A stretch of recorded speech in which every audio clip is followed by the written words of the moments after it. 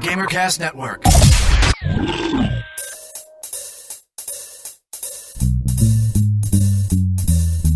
Hey. All right. It's a video game show. It's a video game show. It's not a game show about videos. It's a video game show. Welcome to the GamerCast Network Video Game Show, episode number 81 for March 16th, 2008. I'm Chad, and this week for the abbreviated show, because we suck and people have to work and get their cars fixed, for the roll call, when I say your name, tell me the stupidest thing you've ever done in a game that wasn't the developer's fault, but it was actually your fault. I'm thinking more than just throwing the flashbangs into the door frame and having them come back at you. Let me give you mine as an example. Back in the Nintendo GameCube days, I played a game called Baten Kaitos, which was a role-playing game. And I was very early in the game, and they told me to go to place X. And actually, I kind of pushed the button too fast and didn't really get the exact name, but I said, oh, it has to be down this path over here. So when I started walking down the path, I got my ass handed to me very quickly by the enemies I was facing. So I spent about 5 or 6 hours power grinding through this zone. Fight one fight, have to go back to town, heal everyone, then go back into the zone, do 1 or 2 fights, and go back to town. I got to the end of the zone, and then the guy said, we shouldn't go here, we should go to place X. I'm like, but it has to be place X. No, this is place X. No, then I found out I can walk over that river. So I walked over the river and realized that, oh no, I was an idiot. Grinding a zone, I didn't have to. But yet, when I got to the place I was supposed to go to, I found I could obliterate everyone because I had raised like 15 levels. Those kind of stupid things you did in a game. Joining us for this abbreviated episode is Phil. When I went down to Charlotte for work, I installed Hellgate London on my laptop. I got to this one part that was very dark. You know that one where you have to put on the goggles or whatever? I thought that the video card on the laptop wasn't good enough, so the screen was all black. So I'm like swearing at my laptop for a good 15 minutes. So then I come home a week later and try to play that again. I'm like, oh, I've got these spectacles in my inventory that I'm supposed to wear so I could see in the dark. I think it's impressive that you got Hellgate London to run on a laptop. Also joining us is Microsoft Xbox Community Manager, Chris Palladino. Hello. The most stupid thing I've done. When we were playing Neverwinter Nights on the PC, they had the ability to edit all of the sound effects in the game. So we went in and we edited all of the sound effects in the game, and I made it so every time my thief went invisible, he would sing some song. It was like an Olivia Newton-John song or something, and it just got really annoying. It wasn't very funny, but that was my example. That's the stupidest thing you've done besides bouncing flashbangs off doors. So yeah, the flashbang thing, the accidentally killing all of the other players in the game, but those are all developer problems. So in Oblivion, the ability to be able to stab anyone, I've stabbed many people accidentally, killing NPCs that you need critical to the game. But wait, you blame the dev just because you could take your sword, walk up to someone, and stab them? Yeah, because you don't know, is he random shopkeeper or is he critical plot point? Either case, you don't want to kill him. He's not hurting you. Is he coming at you? No, he's just standing there going about his business. You're the one walking up to him with the sword, hacking him down. Is that the developer's fault for you murdering citizens of Oblivion? It should give you a are you sure or something. If it's that important, where if you kill this guy, you're breaking your own game, it should give you a yes or no box. Or dumb things. This one's better. So in Oblivion, when I walk outside, the priest gives you a horse, right? And he says, just here, take the brown horse. So I jump on this horse and I start riding away, and all of the guards in the town start chasing me because I sat on the wrong horse. You're blaming the devs for you becoming a horse thief. Yes. How do I know which is the horse belongs to whom? He said the brown one. Well, but I didn't read that part because reading is stupid. Ivan, you play Oblivion a lot. Back me up on this one. Yeah, they did a lot of stuff like that. Essentially, once you get guard aggro in Oblivion, you're screwed. The stupidest thing that I did was also in Oblivion. I think I did the same thing. I tried to get on him, considered it stolen, and so I decided that I didn't like that horse, so I was going to try and kill it. And apparently horses are mighty in Oblivion, and that damn horse chased me for miles. It was funny. I mean, you attack it, and it just kind of neighs at you. If only he could talk, he'd be yelling at you. You want some of this? You know, since we're having a little shorter episode this week, let's make it up to the listeners by having a little giveaway. Since this is the week that Rainbow Six Vegas 2 comes out, For those that never played Rainbow Six Vegas Part 1, this is your chance to win a copy. We'll be giving away a copy of Rainbow Six Vegas for the Xbox 360. To win, all you have to do is send into the mailbag the stupidest thing that you ever did in a game, and the entry which is the stupidest will win the copy of the game. Send your entries to the mailbag at videogameshow.org. This week on the GamerCast Network. Tune in to Gamertag Radio for the final word on all things Xbox 360. Boost your gamer score with the latest tips from Achievement Junkie. Tune in to Podtacular for the biggest stories in the unofficial Halo universe. Discover the website that brings you all these great episodes and headlines at GamerCastNetwork.com. Next topic. Now, Ivan, back a little while ago, you used a term that some listeners might not be familiar with, aggro. For the listeners that don't know what aggro is, why don't you fill them in? Aggro is essentially a role-playing game term to mean that the enemy is going to attack you. If you're a low level, you don't want to run right up to high-level things that are bad, because they will aggressively attack you. By definition, you have gotten their aggro. So aggro is not a good thing to have. Especially if you're Phil. Phil draws all the aggro. I am a pro at drawing aggro. Because he just runs like a freak through the middle of the camp of people. That or I just back up and don't pay attention to what's behind me. There's a bad guy in front of him, so he starts backing up to make sure that he doesn't get the aggro of that guy, and he backs into a different camp of trolls. Yeah. This guy's name was Blitzkrieg. Everywhere we would run, no matter where we would go, he would always, never fail, have 6 or 7 monsters chasing him. Didn't matter where we were going. We would get to where we were going, and we'd turn around, and he's just yelling, "Ah!" And there's 7 feet. How did you do that? We were on the road. I don't know. They're just chasing me. I just get in my head that picture of that, what was that guy from Conan the Destroyer, his little sidekick buddy who always seemed to get into trouble. A little thief guy. Well, that's because that guy was dumb. Like, while they were fighting off large creatures, he's over in the corner trying to pry off a jewel in a wall with his dagger and not paying attention to what's going on. And then when he would pull the jewel off the wall, it would instigate some other monster. Right. He would then get aggro. Next topic.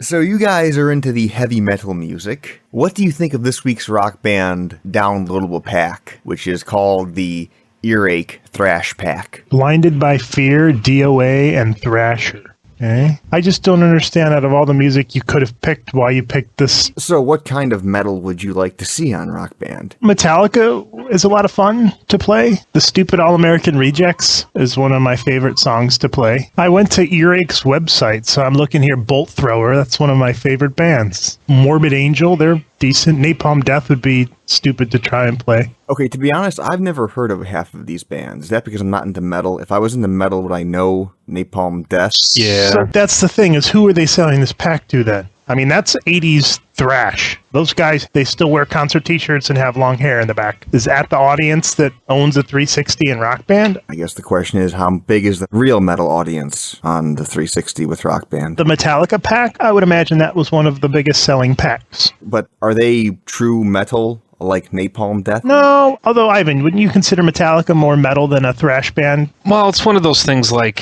what's the definition of rock? What kind of music would Chad buy? What kind of pack do you want? I'm waiting for the whole Police discography. The Police have the whole range of good guitar, good drumming, vocals. I wouldn't sing, but, you know. Did you buy the Police pack that was released? That actually was the first one I bought, and that's when I found out I could not drum. Those songs are hard to play on the drums, though. Yeah, the Police have a whole almost reggae pop feel to their music. And they do offbeat stuff, too. Ivan, what would your ideal Rock Band pack be? I'd like to see some of the heavier Metallica stuff, but I've played some of the Metallica stuff, and it's hard to play. One of my favorite songs to play was Fat Lip, but that doesn't mean I want to see every Sum 41 song. It'd be good, though, if they did that pop-punk kind of stuff. Yeah, I'm looking through my list of MP3s, and I'm just looking by artist and whatnot, and I could name off 20 different bands before I would even think to consider the B-52's Rome. Like, how did that make it through? I'm sure it's based on who they have licenses for, and MTV has a hand in this too, don't they? so they have their up-and-coming artists that they're trying to pimp. I don't believe their up-and-coming artists are any of the packs that have been released. Like the Grateful Dead is probably not even on tour. Well, since the guy's dead, I don't know that. Right. That's one of the bands that when I was growing up, I used to go into the record store and see the cover and want to like, because it's got skulls on it playing violins, and then you hear the music and it's just suck. Yeah. No Grateful Dead fans. Yet, thousands of people love, not thousands, millions of people love their stuff, so... Oh, thousands. You were right the first time. Oh, okay, sorry. Next topic.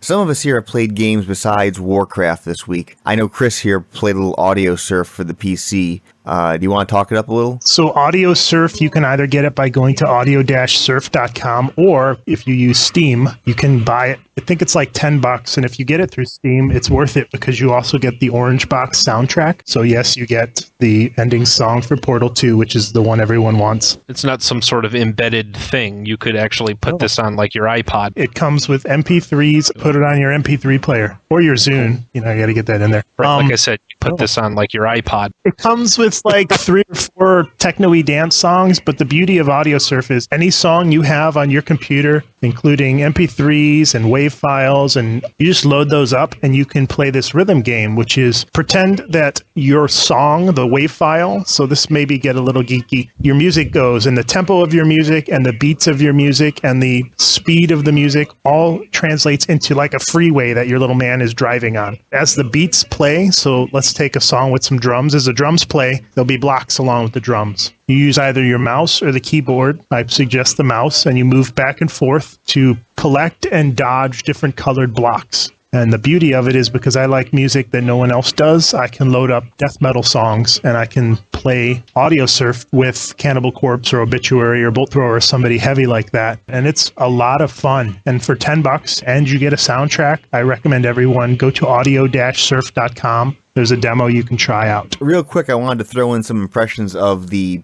PSP game God of War Chains of Olympus, which is very good. It's got the whole sex game in the first 15 minutes of the game. Woohoo! Now, for those that don't think that a God of War game would play well on the PSP, I think you should check this out. It actually does play pretty well. It feels about the same as a PlayStation 2 God of War game. The only downside is the overall game only lasts about 4.5 hours if you play on normal. The game retails for about $40, and that seems a bit high to me. Unless you're a God of War fan, you probably could go to a Blockbuster and rent the thing and play it. Anybody else play anything this week besides WoW? It's unfortunate that you get so depressed. Next topic. Okay, so we have a couple of pieces of voicemail here. Why don't you guys tell us your guys' like World of Warcraft names and gamer tags and stuff, so we can get to know the GamerCast network and stuff better. If you would like to know all of our gamer tags and WoW characters, we usually list those on the GamerCast network forums. Beyond just getting ours, you can get the gamer tags and WoW characters from many people in the GamerCast network community. The guild we have in World of Warcraft has many of our listeners as members. For people who do care, what is the name of your guild and what server? It's Mediv server, MEDIVH. We're the Horde, so you have to be a Horde guy. The guild is The Unwanted Ones, all 3 different words. There you go. So if you want to go hang out with the video game show crew and the blight that is Azeroth, go have fun and play on Mediv.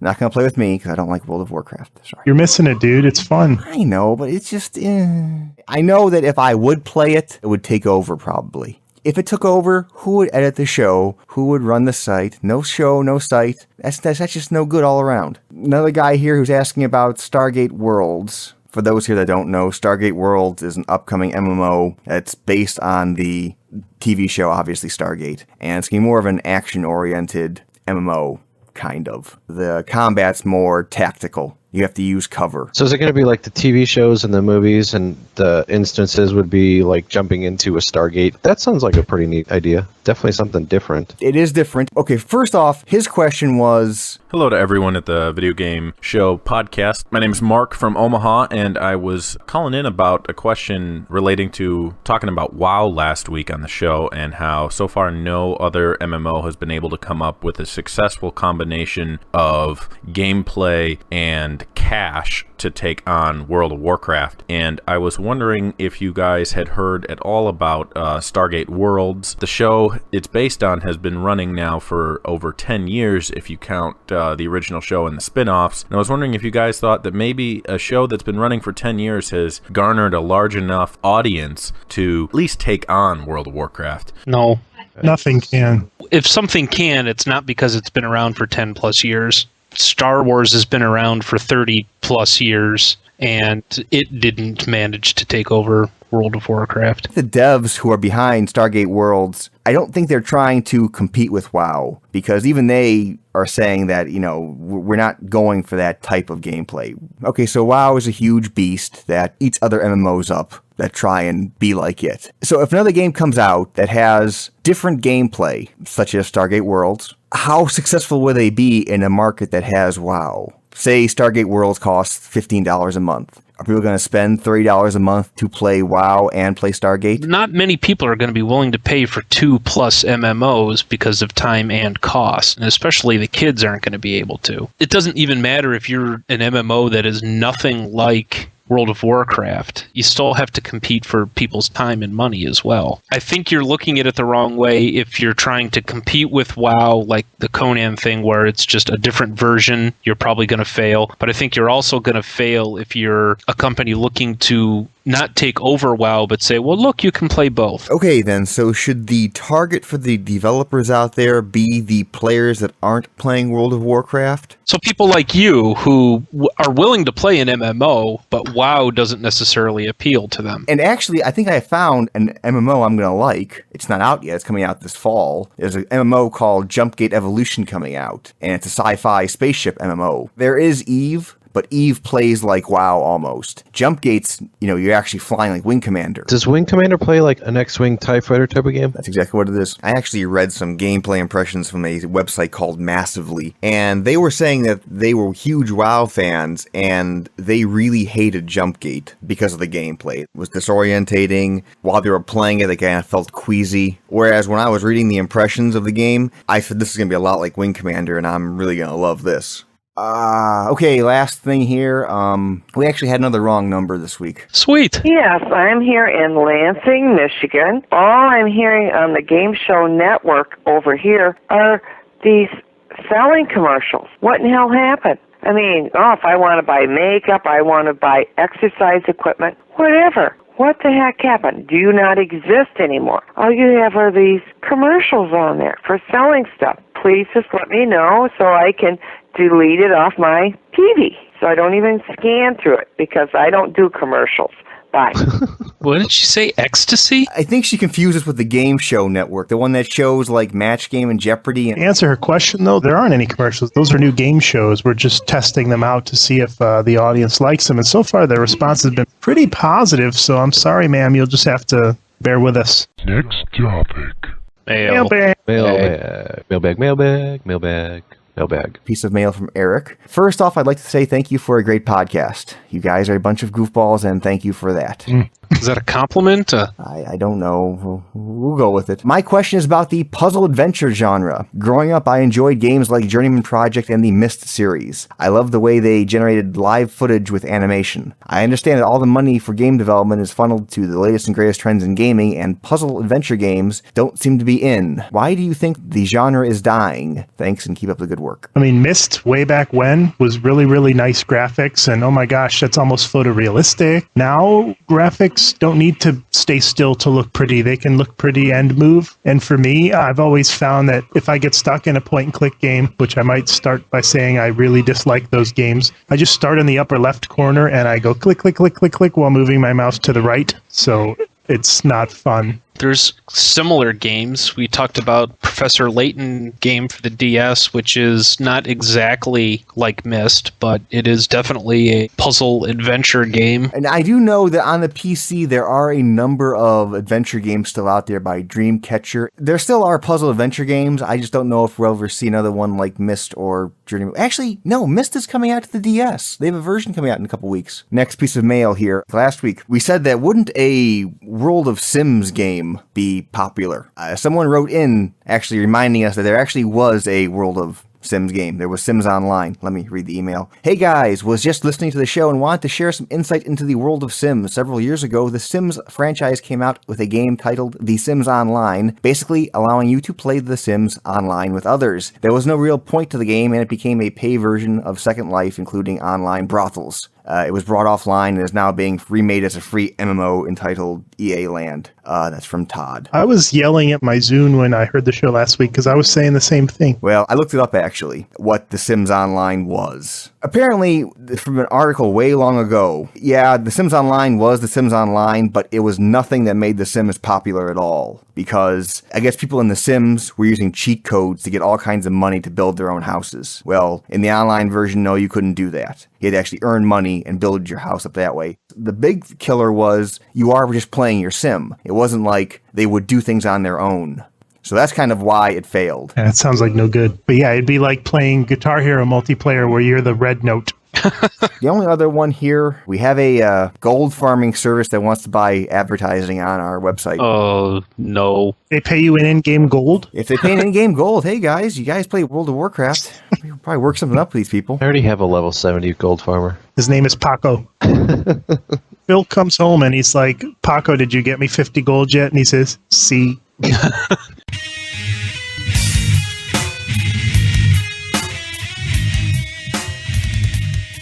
That was the video game show episode number 81 for Sunday, March 16th, 2008. So, any ham sandwiches or share our dream pies to the world? I want to give a ham sandwich to Chris and the Gamerscore blog crew for the Vegas 2 video that they put out this week. It had me rolling. Yeah, Chris, do you guys actually work? Is that your job there to make those videos? Just wondering, hey. It's part of it. It's funny, though. We were in a parking garage, and I had a camera, and everyone had on gear and Nerf guns, and I just remember thinking to myself, like, dude, I get paid to do this. It's sort of awkward. Can I do a little pitch? I usually don't do this. It was about the video. So we're doing videos and we have the podcast. Nelson is going to start a show that he's going to have on Inside Xbox. There's some stuff up there that you guys can make your own judgment call on what's the good stuff and what's the not good stuff. But we want to get some feedback on the show that he has and some of the other shows. It's going to sound lame and I don't sort of like doing it, but I've never done it before. If you enjoy the videos that Phil was talking about and the podcast that we do over at Gamerscore blog, there's links on the right side of the website. One says GSB Podcast and one says GSB Video Podcast. You can subscribe to those there so that you'll be sure to get all of the videos that we do and all of the podcasts that we do. That was my pitch. Oh, and I promised to toss a ham sandwich out to Barndy Kim and the rest of the crew over at Game Trailers. There you go, guys. And finally, send your comments, questions, queries, or concerns to the mailbag at mailbag@videogameshow.org, Skype us at videogameshow, or call us at 320-300-GAME. That is a standard long-distance call, and all normal fees apply. And that's a wrap. Good night.